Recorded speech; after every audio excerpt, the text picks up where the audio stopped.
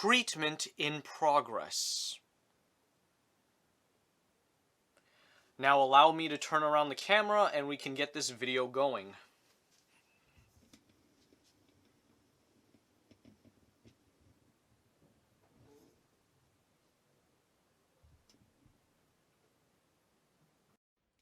We are once again filming in this room in the basement, and, well, there's everything. Look at how much more room there is on this, desk slash bench or area or whatever. Yeah.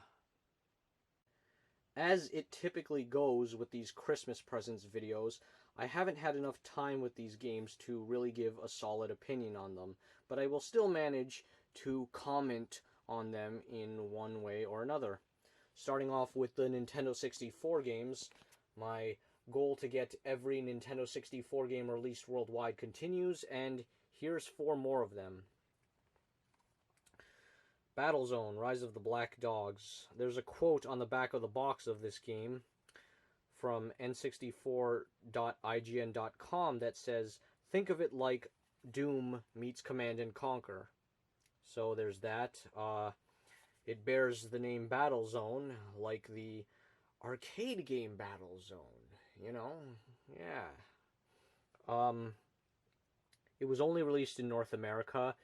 It came out in March of 2000, which was the same time period the PlayStation 2 came out in Japan. And this was one of the last N64 games I ever found out about. So it stands out that much more to me as a result. Turok Dinosaur Hunter. Turok is a franchise I'm not sure if I'll ever really put that much time and effort into, but well, there's 4 of them on the N64, and I've got this, the second game, and I just need to get Turok 3 and Turok Rage Wars. Yeah. Now this is an interesting case. I initially bought Castlevania, or as most people call it, Castlevania 64, for $45. And what did arrive for me? Fucking Castlevania Legacy of Darkness. You know, the much more uncommon and expensive Castlevania game for the N64. Now, I did look at... This happened in late November. I looked at sold listings at the time to see if the seller I bought this from had this game for sale, because just to make sure that a reverse situation of what happened to me didn't happen to someone else, where somebody paid out the ass to get Castlevania Legacy of Darkness, but got Castlevania instead. And that did not appear to be the case. I looked into it. I looked at sold listings and whatnot. Again, this was in late November, and yeah. So, looks like I'm in the clear. Talk about a fucking Christmas miracle, huh?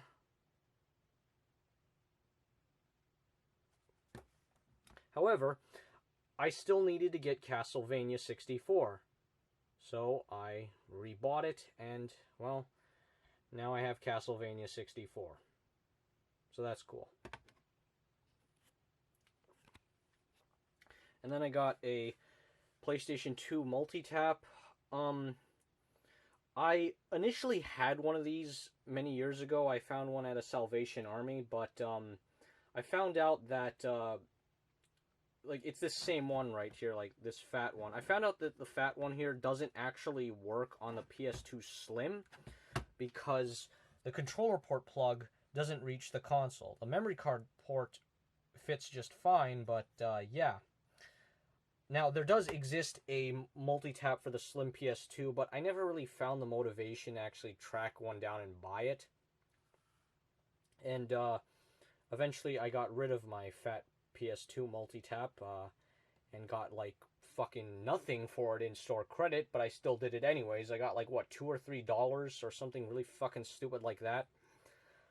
I have to wonder, if you had PS2 extension cords and plugged it in there and then plugged it into the Slim, would it work? I don't know. But I did get a fat PS2 for free in 2021, so yeah, now I finally own another uh, PS2 multi-tap, so that is very nice. And then speaking of PS2, we got NHL 2001 for the PS2 for the fuck of it, cause yeah, we'll get the PlayStation 1 version of this real soon. And then Kinetica. I've had my eyes on this game for a while, and it really should not have taken me this long to get it, but here it is now.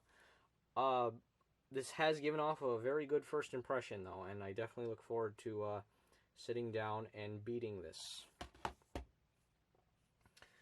And then we got some Sega Genesis games. Here's Whip Rush, another example of a Renovation Products published game. I always like getting those. This is a shoot 'em up. Look up some gameplay if you're interested. Maybe even play it if you're even more interested. I'm interested. Are you? And then we got, well, I have the case for it. The Ren and Stimpy Show presents Stimpy's Invention. I've been curious about this game for a decent amount of time, and, well, now I found the motivation to get it, and I found a reasonable enough sale here for the game in the case, and yeah, reasonable enough sale, reasonable enough listing, yeah. And on the cartridge, as you can see, there is a Goodwill sticker on Stimpy's face. Unfortunately, this sticker has not been as easy as I would like it to be to get off, but we'll tend to that again. Maybe use some Goo Gone, maybe, or whatever.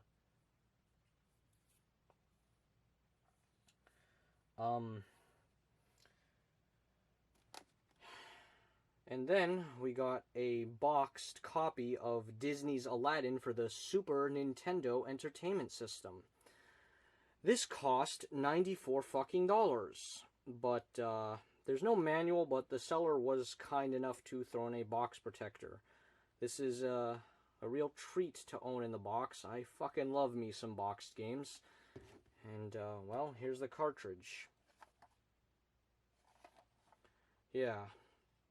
Definitely looking forward to putting in some time into this game. And keeping up with the Aladdin theme, we got Disney's Aladdin in Nazira's Revenge for the PlayStation 1. Nazira being Jafar's sister, a character made for this game and this game only. Should she ever appear in anything else, well, won't that be a real shocker? Because we don't have any reason to believe she'll return. At least I don't think we do. I've had my doubts about this game's quality, but I still wanted to try it out. I've been enjoying a lot of Disney licensed games recently, and here I am continuing the tradition. Another 3D platformer for the PlayStation 1, so that means it's worth some time and effort. Yeah.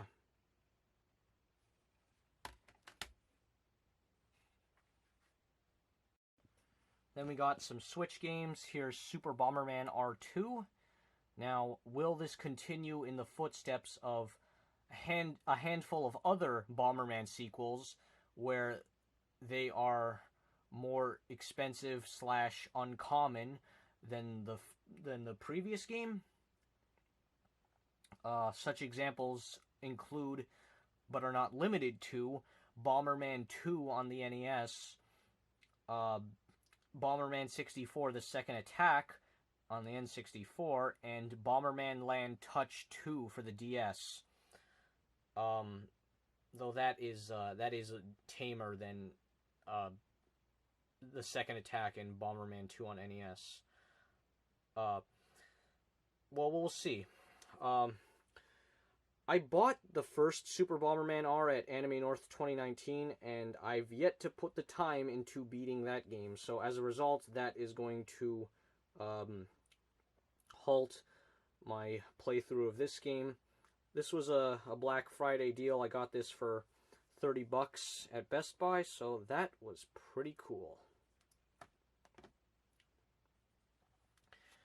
And here is Mighty Gunvolt Burst. This is my 50th Switch game. And, well, that's my 49th Switch game. So Mighty Gunvolt Burst here. It's a bit of a crossover here with Mighty No. 9 and Galgun. And, well, because this is a Gunvolt related game, I had to get it. I love the hell out of Azure Striker Gunvolt. And, well, I've got a copy here to show you. Didn't really look into this game that much throughout all this time, but still very excited to try that out. And then we got No Straight Roads for the PS4. I've been looking into this game really ever since it first came out, and, well, now I've got it. Funky as heck. Yeah, as you can see, there's a hole punched in the barcode there, which is weird to me because my copy was sealed brand new, and it was a Y seal too, so I really doubt it was resealed. But I still don't get why the barcode is punched out like that. I don't know, is that for like copies of this game that were sold online? I bought this off of eBay from a guy who had at least a handful of these sealed. So I don't know what's up with that.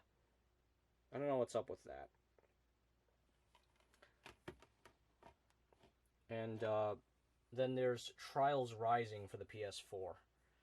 I really liked Trials Fusion. Unfortunately, I have not beaten that game. So, like with Super Bomberman R2, that is going to delay my playthrough of this game that much more, because I want to beat Trials Fusion first. Eat Dirt, Taste Victory. Yeah.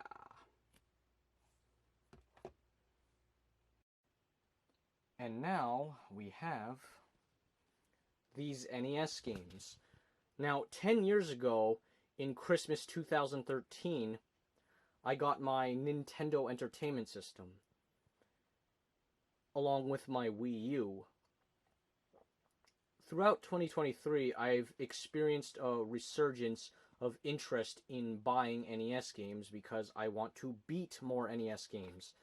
Of course, I want to beat more games in general, across all sorts of systems, but the NES has definitely taken a higher priority this year. So here's 7 games I will show off. Here's Little Nemo the Dream Master, based off of that movie, Little Nemo Adventures in Slumberland, which I have never seen. Maybe I will. But for now, I'm going to ask you guys, what is the best video game about dreams? Sound off in the comments.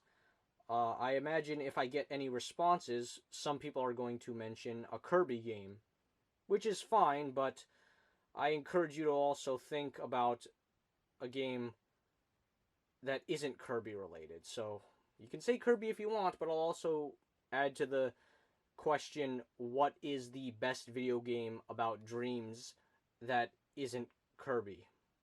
So, yeah. Here we have Cabal. It's another NES game that interested me, and I want to see what it's like to try and beat it. So, yeah. Double Dribble. What surprised me about this game is that in order to beat it, all you have to do is just win one game.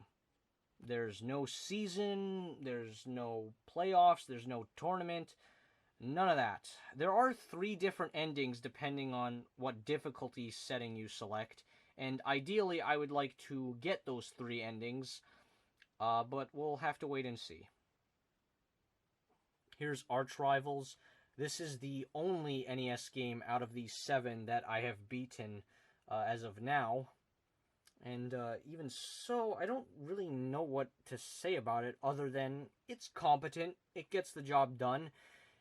I really think it could have been a 4-player game. You know, bust out the NES Satellite or NES 4 score for some sweet 4-player action. based on the arcade smash. Arch Rivals, a basket brawl.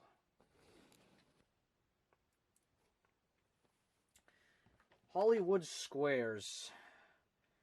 Yeah, a game show game, so like most game show NES games, all you have to do is just win one game in order to beat the game. I feel like any exceptions to that rule would be some Japan only game show game, but yeah. Yeah, we'll look into that more. I never even really looked into Hollywood Squares like anything at all prior to getting this game, so this is a learning experience for sure. Here's Rescue the Embassy Mission. A surprisingly short game. In fact, I found out about this years ago when my friend Fabio, he brought this game over and he beat it in front of me. And even I was surprised. I was like, that's it? It really is that short? And yeah, it is. There's only just one mission. Even with whatever options you're given at the start, all that does is just change the amount of time you have to beat said mission and the amount of people that you will be killing. So, yeah, that's a interesting piece of NES history right there. And then Roller Games, based off of a TV show that only ran for one season. It's another Ultra Games game, because Konami had to get around Nintendo's pesky publishing limits and whatnot. Make another company to get around that. Publish more games on the NES. Ooh, shit. Yeah.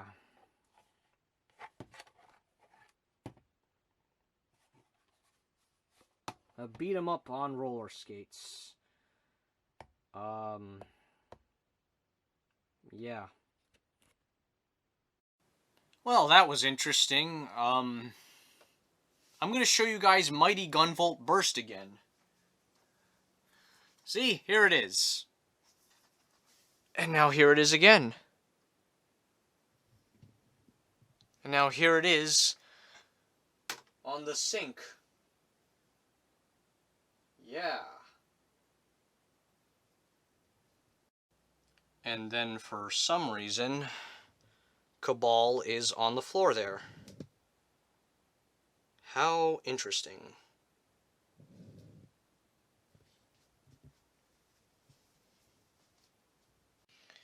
And there's Castlevania Legacy of Darkness. Just chilling on the floor there. Let's stand it.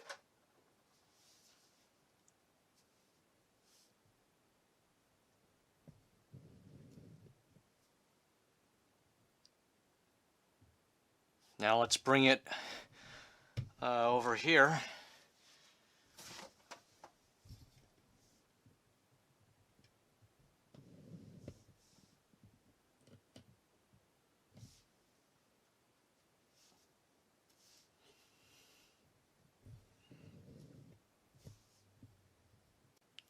Well, why don't I show you guys something I bought in July of this year?